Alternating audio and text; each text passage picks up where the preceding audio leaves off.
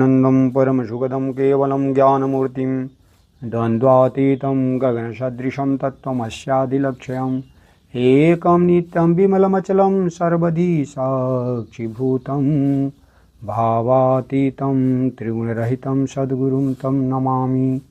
सद्गुरुं तं नमामि।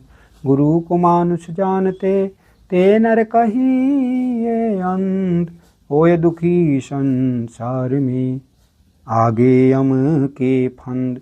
गुरु नारायण रूप हैं गुरु ज्ञान के घाट, गुरु के वचन प्रताप सो मन के मिटे उचाट, मन के मिटे उचाट।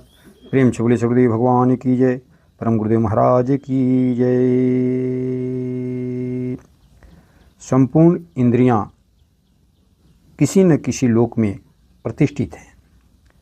नेत्र दृश्य रूपी लोक में प्रतिष्ठित है, शरीर संसार रूपी लोक में प्रतिष्ठित है, कान शब्द रूपी लोक में प्रतिष्ठित है, वाणी सत्य और असत्य रूपी लोक में प्रतिष्ठित है। आप किस लोक में प्रतिष्ठित हैं, यह विचार करना है। यह विचारणीय प्रश्न है कि हम किस लोक में प्रतिष्ठित हैं। सद्गुरु के लोक में प्रतिष्ठित हैं, सद्गुरु के ज्ञान में प्रतिष्ठित हैं, सद्गुरु के सिद्धांत में प्रतिष्ठित हैं, या अज्ञान रूपी लोक में प्रतिष्ठित हैं, अविद्या रूपी लोक में प्रतिष्ठित हैं, संसार रूपी लोक में प्रतिष्ठित हैं, या अज्ञान रूपी लोक में प्रतिष्ठित हैं। इस पर विचार करना चाहिए। विचार करने से विवेक प्रकट होता है। बिना विचार के अविवेकता बनी रहती है, अज्ञान जैसा का तैसा बना रहता है, संपूर्ण जीवन व्यतीत हो जाता है। जैसे बिना प्रकाश के अंधकार की निवृत्ति नहीं होती है, वैसे ही बिना विचार के अज्ञान की निवृत्ति नहीं होती है, बिना विचार के ज्ञान प्राप्त नहीं होता है। इसलिए विचार करना अति आवश्यक है। साधना के 4 चरण दिए गए हैं, जिसमें पहला स्मरण है, दूसरा अभ्यास है, तीसरा स्वभाव है और चौथा स्वरूप है। पहले स्मरण की बात की गई है कि आप पहले भगवान का स्मरण करें।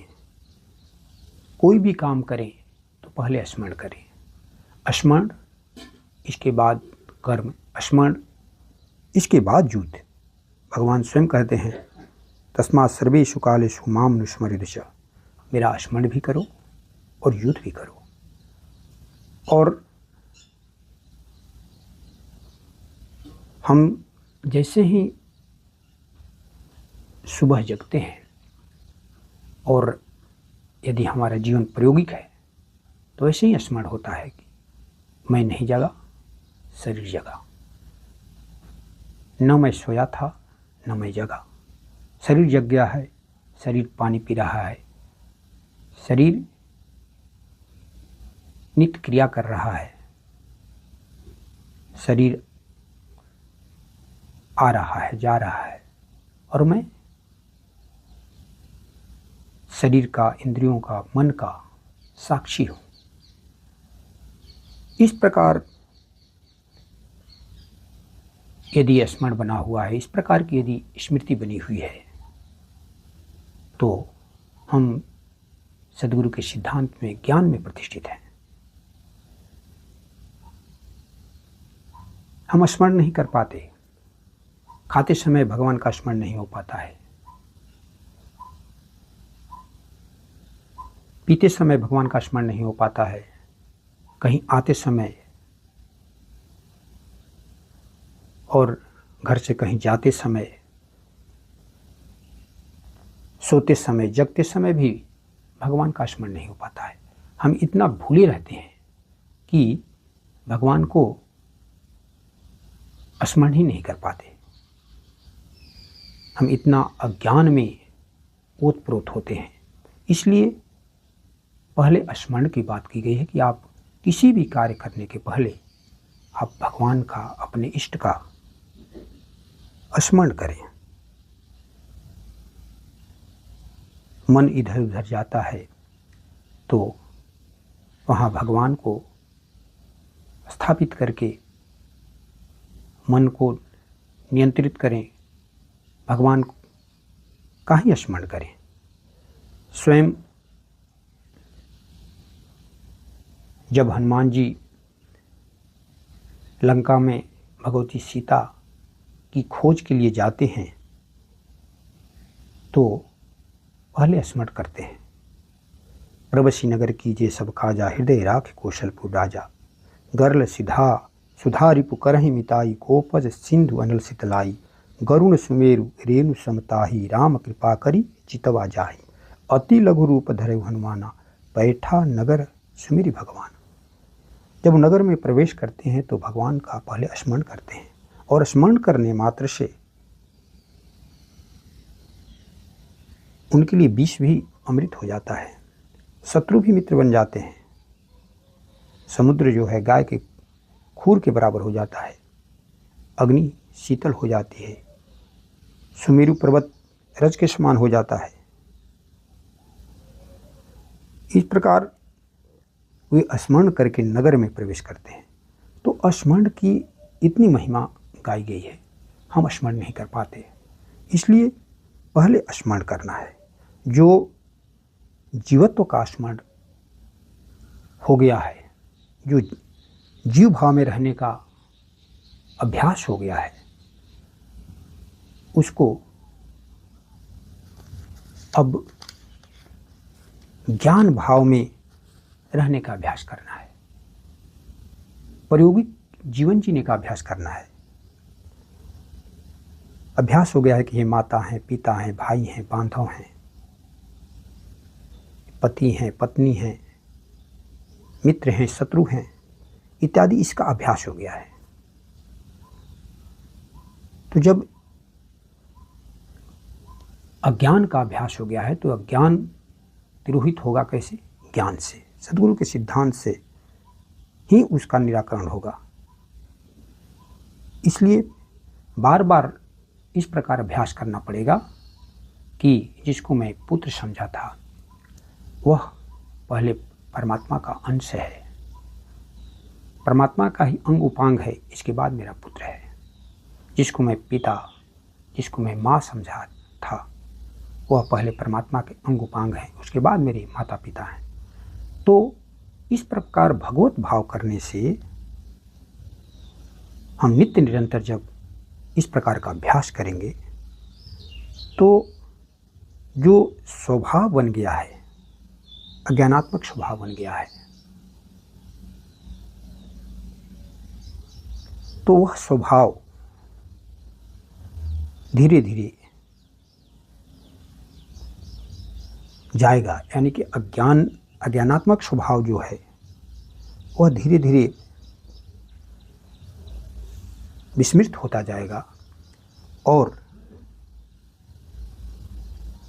ज्ञानमय जो स्वभाव है वह धारण होने लगेगा। जैसे हम जिस चीज़ का अनवरत अभ्यास करते हैं तो वह स्वभाव में आ जाता है। जैसे कोई भगवान का नित्य निरंतर स्मरण कर रहा है, भगवान का नाम का जप कर रहा है, तो उसके वो स्वभाव में आ जाता है। वो चलते फिरते उठते जागते उसके मन से, उसके वाणी से भगवान का ही नाम निकलता है। वैसे ही जिसका हम नित्य निरंतर अभ्यास करते हैं तो स्वभाव बन जाता है। जैसे छोटा बच्चा विद्यालय जाने के लिए उत्साहित नहीं रहता है, लेकिन जब वह नित्य निरंतर विद्यालय जाने लगता है तो स्वयं ही वह विद्यालय जाने के लिए तैयार हो जाता है। यानी उसके स्वभाव में वो आ जाता है, धीरे अभ्यास हो जाता है, अभ्यास से उसको स्वभाव बन जाता है। तो वह स्वाभाविक क्रिया होने लगती है। वैसे ही जो अज्ञानात्मक स्वभाव बन गया है उसको ज्ञानात्मक स्वभाव माने ज्ञान में ढालना है। जैसे भगवान ने कहा है कि पश्यन श्रवण स्पृशन जिघ्रन नशन गच्छन स्वपन श्वसन परलपन विसर्जन निमिषन निमिषन भी, जो स्वभाव बन गया है कि मैं देख रहा हूँ, मैं सुन रहा हूँ, मैं खा रहा हूँ, मैं पी रहा हूँ, मैं आ रहा हूँ, मैं जा रहा हूँ, मैं आँखों को खोल रहा हूँ, बंद कर रहा हूँ। तो अब इसको सद्गुरु के सिद्धांत से और ज्ञान में प्रतिष्ठित होकर के कि मैंने कभी देखा नहीं, मैंने कभी सुना नहीं, मैंने कभी खाया नहीं, मैंने कभी पिया नहीं, मैंने कभी आया नहीं, मैंने कभी गया नहीं, इसको इंद्रियों में बरत रही, गुण ही गुण में बरत रहे हैं। इस प्रकार को ज्ञान को धारण करके इसको बार बार जो हम अपने को कर्ता समझ लिए हैं, जो स्वयं को हम उसमें संलिप्त कर देते हैं, तो उसको पृथक करना है जिस भाव से हो। शरीर को पृथक करना है, अपने को पृथक करना है। मन का दृष्टा रहे निरंतर, पृथक आपको माने, चरम सिद्धांत ही जो का वेद संत श्रुति जाने। हमेशा शरीर का मैं साक्षी हूँ, मन का साक्षी हूँ, बुद्धि का साक्षी हूँ, इंद्रियों का साक्षी हूँ। हमेशा जब इस प्रकार का स्मरण रहेगा, इस प्रकार की चेतना बनी रहेगी, तब जो हमारा अपना स्वरूप है हम उस स्वरूप में प्रतिष्ठित हो पाएंगे।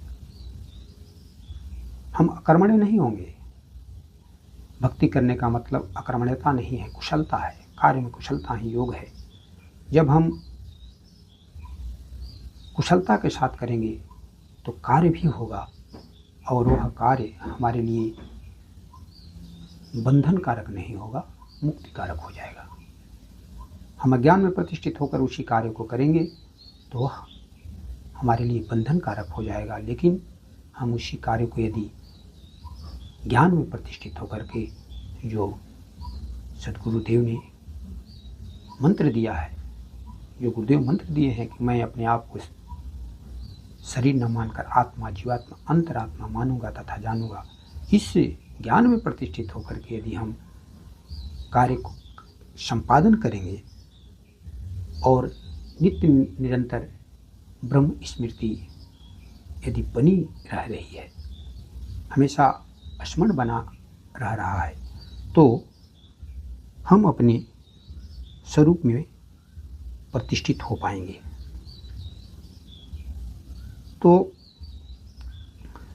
स्वरूप में प्रतिष्ठित होने के लिए जो स्मरण, अभ्यास, स्वभाव की बात की गई है उसको धारण करना होगा। सबसे मुख्य है स्मरण। भगवान भी हमेशा यही कहते हैं कि आप स्मरण करो।